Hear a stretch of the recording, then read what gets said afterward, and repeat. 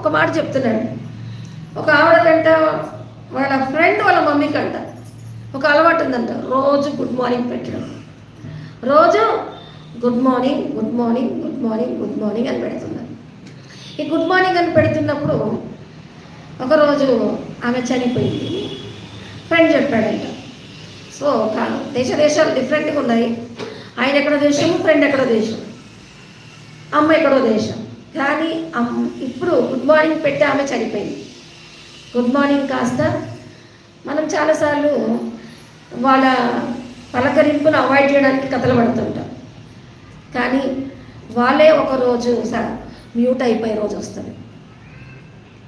వాళ్ళు ఒకరోజు మ్యూట్ అయిపోతారంటే ఇంకేంటి, వాళ్ళ పలకరింపు ఉండదు, వాళ్ళు మన దూరం అయిపోతారు.